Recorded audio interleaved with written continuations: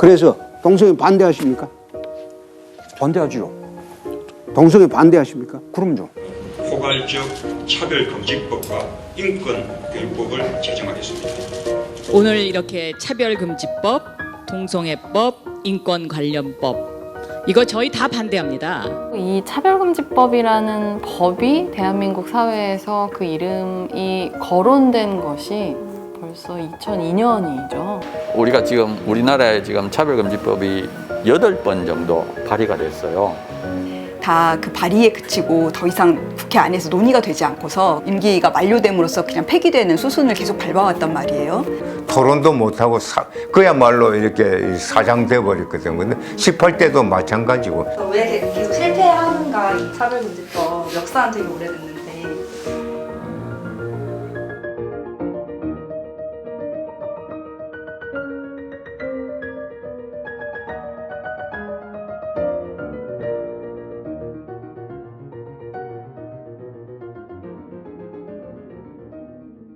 이게 작년 6월이죠. 2020년 6월 29일. 네, 21대 국회가 시작하고 딱 한 달 됐을 때 이 법안을 제가 대표 발의했죠. 되게 감회가 새록새록 해야 되나. 이제 조문 하나하나에 대해서 되게 애착이 많이 있죠. 네. 사실 근데 이 주체에 해당되지 않는 사람은 전 존재하지 않는다고 생각해요. 그러니까 누구나 삶의 어떤 측면에서는 반드시 소수자일 수밖에 없거든요. 왜냐하면 당장 어떤 우리 생애주기만 보더라도 아기는 정말 취약함 그 자체로서의 소수자이고 노인은 또한 그 자체로 소수자이죠. 하지만 연령, 이 나이에 의한 어떤 부당한 차별을 금지하거든요. 그렇다면 그 모든 사람들을 부당한 차별로부터 보호하고 그 차별을 금지하는 법이 이 법이거든요. 이 법으로부터 예외인 사람은 단 한 사람도 없어요.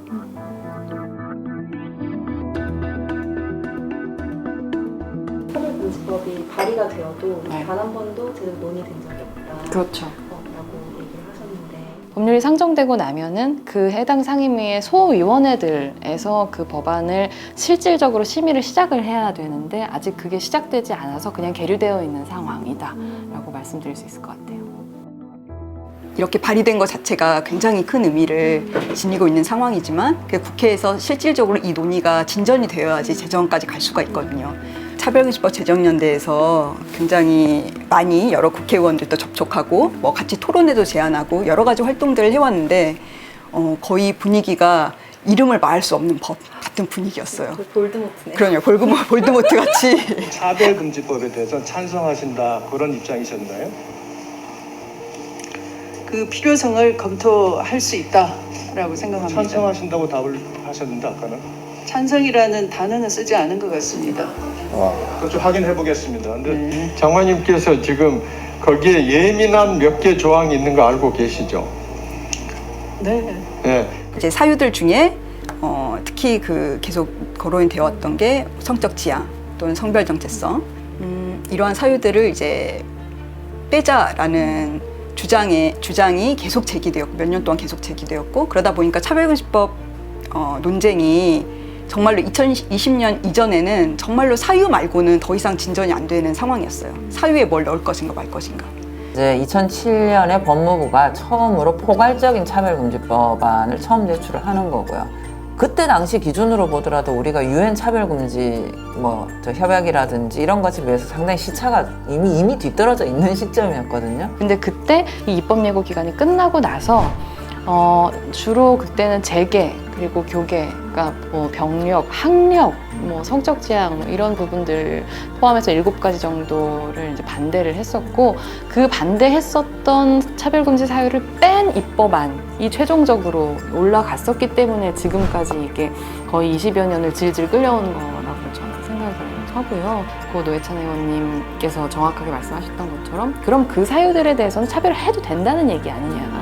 그게 어떻게 차별금지법이 될 수 있느냐라고 말씀을 하시면서 이제 제대로 된 법을 다시 내셨던 거고. 법무부가 입법 예고 기간이 끝나고 법 최초로 이 법안을 넘기면서 애초에 입법 예고 법안에 담겨있던 핵심적인 내용을 삭제하는 만행을 저질렀습니다. 민주노동당은 차별을 없애는 것이 아니라 오히려 조장하는 노무현 정부의 차별금지법 추진을 강력히 규탄하며 실효성 있는 진짜 차별금지법 제정을 위해 권신의 최선의 노력을 다할 것입니다.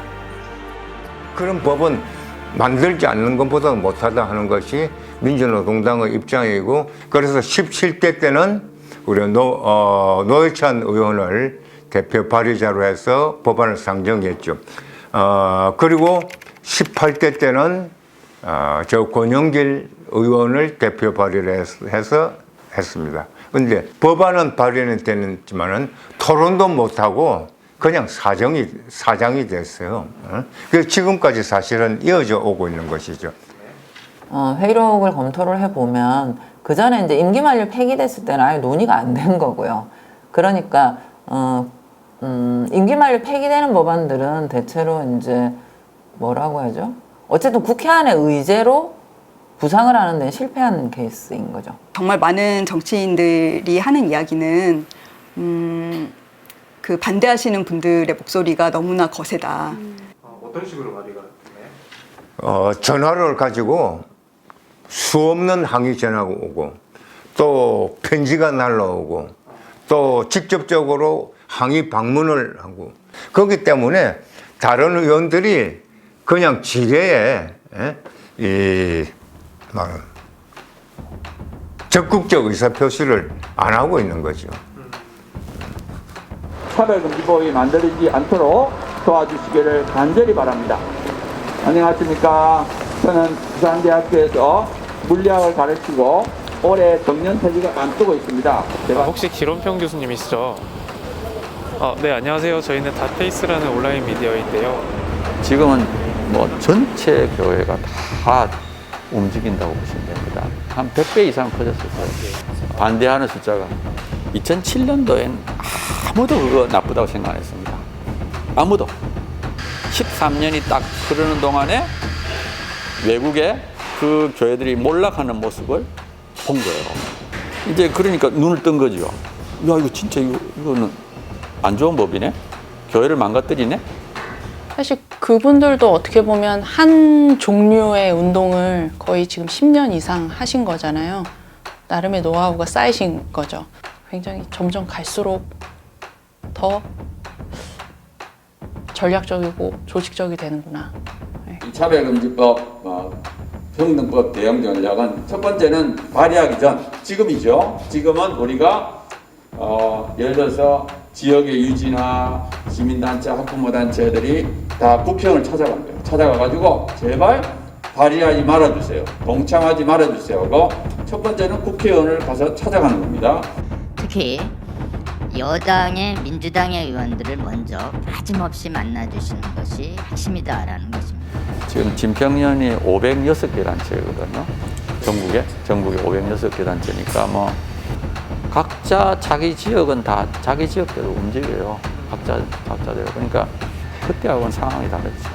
또 의원들을 압박하거나 실제 법안을 내고 의원들을 압박하거나. 그러지, 그런 건 다 알아서 지방에서 알아서. 약간 우리의 목소리를 받아들이는구나라는 느낌이 드신다. 실제 정치가 반영이 되는 거구나. 많이 되죠. 최근 10년 동안 이 동성애 이슈에 있어서는 다른 의견은 아예 차단을 해버렸어요. 교계에서는. 그래서 기독교인이라면 반동성애를 찬성할 수 없어. 기독교인이라면 당연히 반동성애 운동에 동참해야 해. 라는 명제를 만들어서 거기에 동의하지 않는 사람들은 뭐 이단이라고 하든 뭐 교회 파괴 세력이라고 하든 뭐 좌빨이라고 하든 이런 식으로 해서 다 쳐내는 거죠.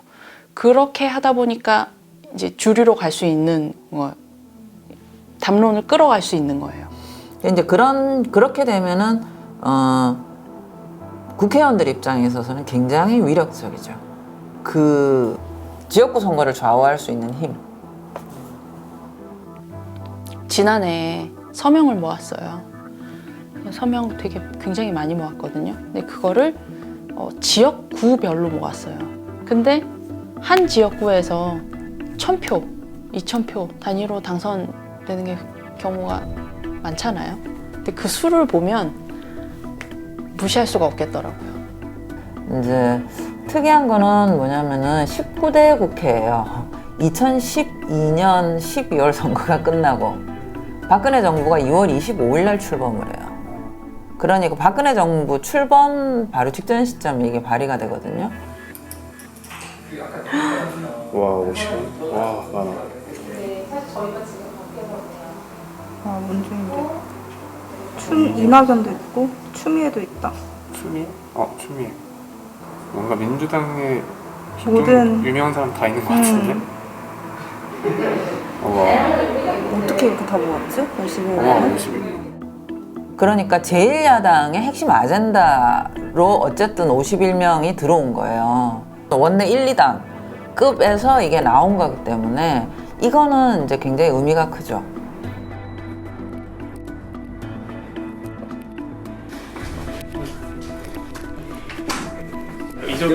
네.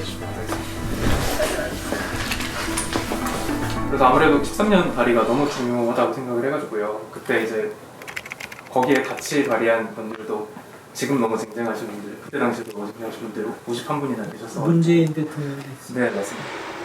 사실 그렇게 많이 안 해요. 한 2, 30명 이렇게 해요, 보통. 그러면 충분한 거니까. 근데 그게 하도 중간에 좌절한 기록들이 있기 때문에 내가 좀 많이 한 거예요. 그러나 더 할 수 없어서 그만한 건 아니야. 우리 당 의원 대부분이 내가 이 얘기했으면 동의했을 거예요. 반대를 맞닥뜨리기 전까지. 그때 예상하셨어요? 2013년에 이 정도일 아니 나 그 정도까지라고 생각 안 했. 너무 깜짝 놀랐죠. 나 사는 집에 앞에 와서 막 다 이렇게 자리 깔고 앉아서 시위하고 그 우리 동네 사람들이 다 무슨 뭐 저질렀냐고. 응?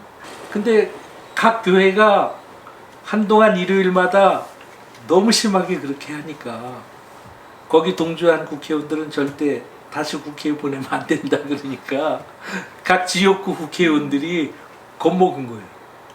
그러니까 한 명씩 와서 저는 아무래도 안 되겠습니다. 거기서 이름 빼주세요. 빼달랬는데 안 뺄 수도 없지요. 그러다 보니까 무너진 거죠. 어쨌든 제1야당의 아젠다가 됐다는 거는 그 자체로 아젠다 파워를 갖는 거죠.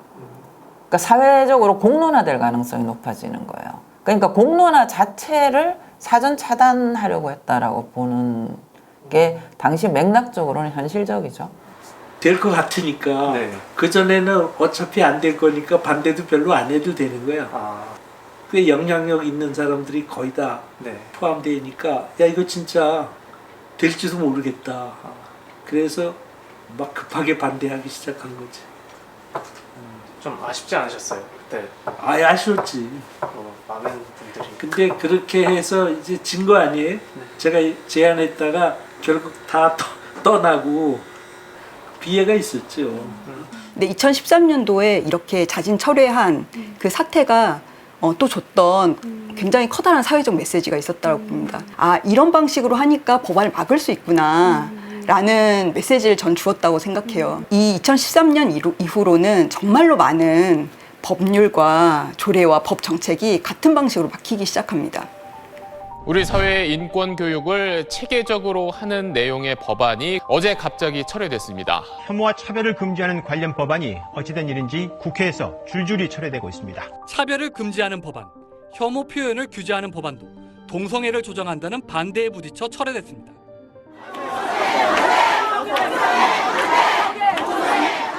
인권과 관련된 것이다, 평등과 관련된 것이다, 다양성이라는 말이 들어간다.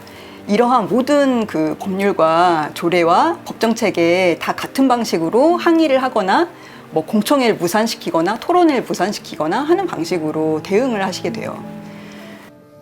오늘 이렇게 차별금지법, 동성애법, 인권관련법 이거 저희 다 반대합니다. 누가 이거를 찬성하겠습니까? 이런 법에 더불어민주당은 이 자리에 계신 이 한기총의 모든 목사님과 그 기독교 성도들과 정말로 뜻을 같이 합니다. 정치권에서 어떤 종류의 차별 선동을 하는 그런 발언들 혹은 증오를 조장하는 발언들 이런 발언들을 아무렇지도 않게 하고 그런 말을 하는 것이 이상하지 않고 혹은 그게 오히려 나의 정치적인 자산이 되고 이렇게 이제 판단하는 흐름이 만들어졌다는 거예요. 동성애를 지지하세요, 반대하세요? 이런 말이 너무나 단골 질문인 것처럼. 동성애 합법화에 대해서는 어떻게 생각하세요? 동성애 의견은 어떠세요? 동성애에 대한 어떤 확고한 입장을 가지고 계시는데 그렇다고 후보자께서 동성애자는 아니시죠? 동성애 반대하십니까? 반대하지요. 동성애 반대하십니까? 그럼요. 아니 차별금지법이라고 국회 제출한 게 이게 동성애 사실상 허용법이거든요.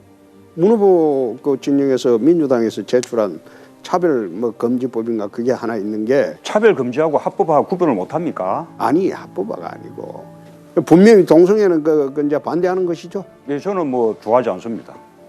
좋아하는 게 아니고 반대하냐 찬성하냐. 합법화 찬성하지 않습니다. 예. 발급할 수 있도록 하겠습니다.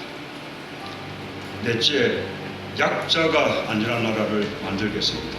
문재인 전 대표님 살인사건 이야기 들어주십시오. 얼마 전 한기총에 가셔서 차별금지법 반대하고 동성애 듣고 나시고 할수 말씀하시면 안 없다고. 될까요? 아닙니다. 지금 들어주시고 포함해서 대답을 바랍니다. 한마디만 하겠습니다.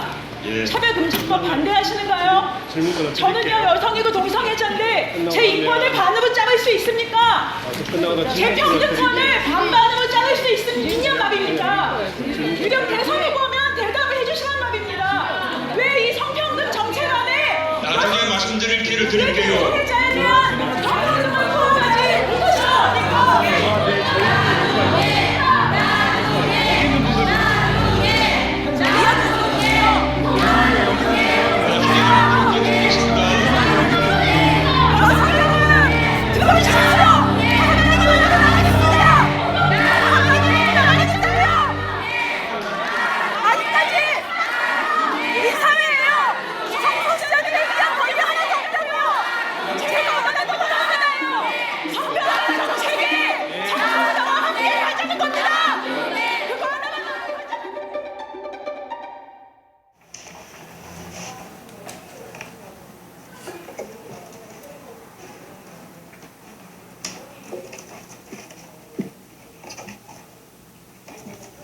존경하는 윤호중 위원장님, 그리고 법제사법위원회 선배 동료 위원님 여러분, 제가 여러분께 지난 6월 29일에 다른 9분 의원님들과 함께 발의한 차별금지법에 대해 설명드릴 기회를 갖게 되었습니다.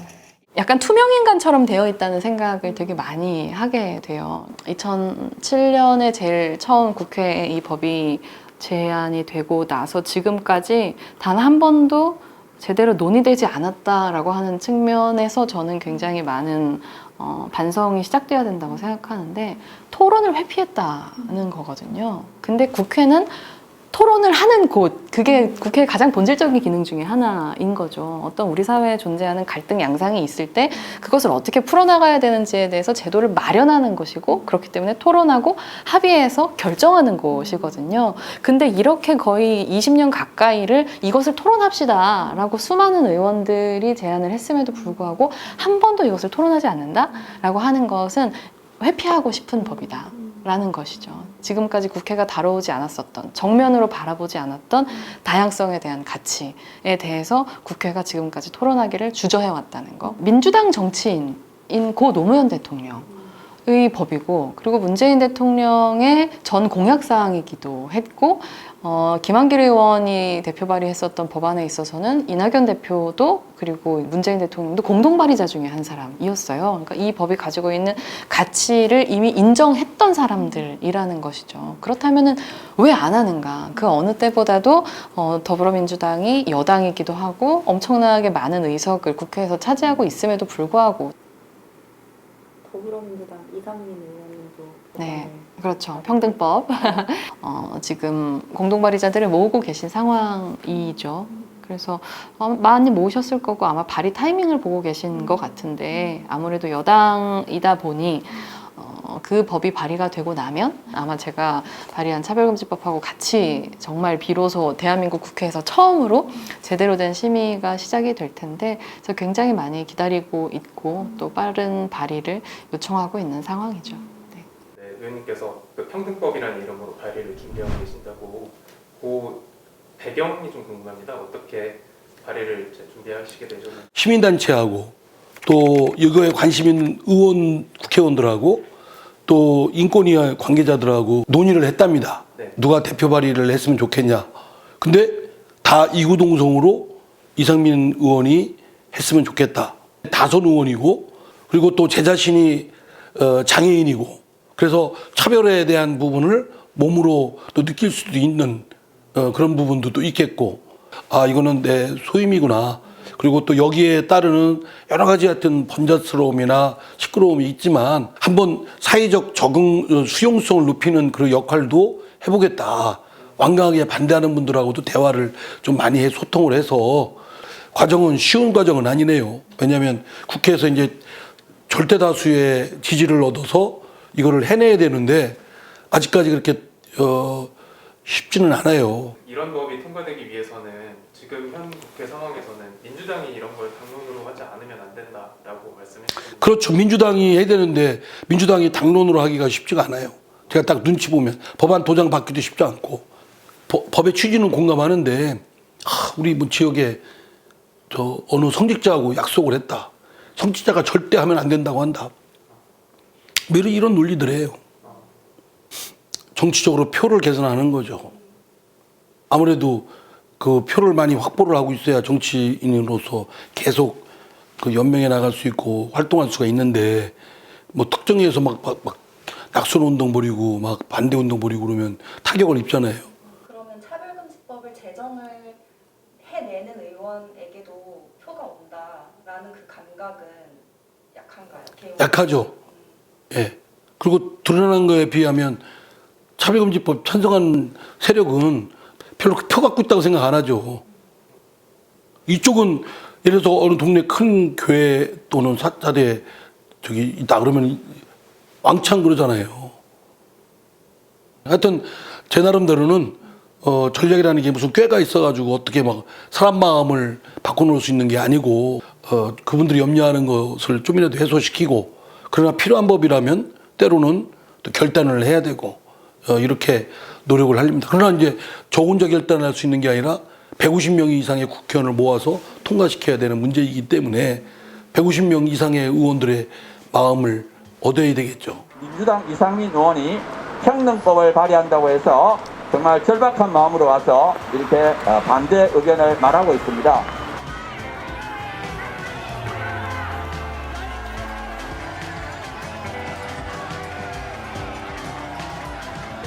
정치가 나서야 할 때라고 생각을 해요. 저는. 시민사회단체도 그렇고 종교단체도 그렇고 뭐 할 만큼 했다고 생각해요. 솔직히. 네.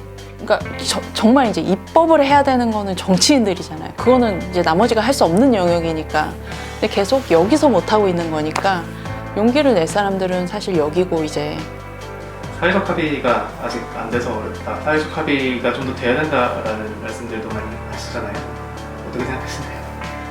말도 안 되는 소리. 무슨 합의가 필요해. 이게 무슨 한쪽이 유리하고 한쪽이 불리한데 불리한 쪽이 내가 그걸 감수하면 그게 아니잖아. 차별금지법을 원하는 사람들이 막 이렇게 많다는 걸 직접적인 실력 행사로 보여줘야지만 우리가 나설 수 있다. 의원들이 이러한 입장을 취한다라고 하면 사실은 이런 원칙을 다루는 법은 모두 다 만들어질 수 없어요. 그 차별과 억압이 노출되는 그 상황을 바꾸기 위한 법은 언제나 다수결 논리에 밀릴 수밖에 없는 거거든요. 그러한 다수결 논리에서 이겨서 와라라는 것을 요구한다라는 것은 정치인으로서 굉장히 무책임한 발언인 거죠. 이제 법이 예를 들면 이런 반대가 있어서 못한다라고 하면 우리가 못하는데 멈춰있는 게 아니라 저는 이게 후퇴하는 거라고 생각해요. 왜냐하면 이렇게 반대해도 된다라는 것을 남기는 것이기 때문이죠. 그런데 도대체 정치가 왜 존재하는 거지?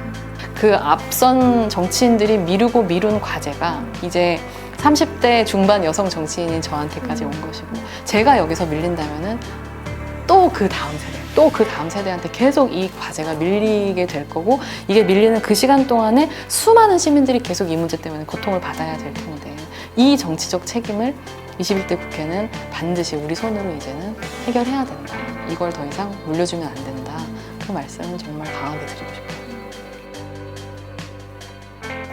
존경하는 위원장님, 그리고 선배 동료 의원님 여러분, 제가 대표 발의한 차별금지 법안에 대한 왜곡된 정보들로 인한 일부의 오해와 우려의 목소리들이 있음을 알고 있습니다. 그렇게 더욱 간곡하게 호소드립니다. 단 한 명의 시민이라도 차별받을 수 있다면 우리 모두가 차별받을 수 있기에 모든 시민들의 차별받지 않을 권리를 보장하고자 하는 이 차별금지법 안에 담겨있는 간절한 목소리를 경청해 주십시오.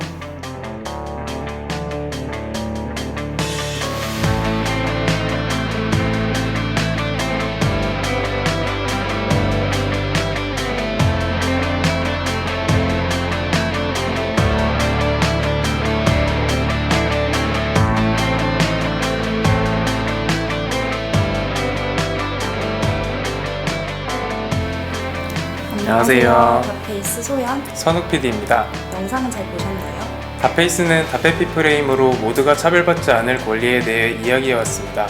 우리와 함께 변화를 만들고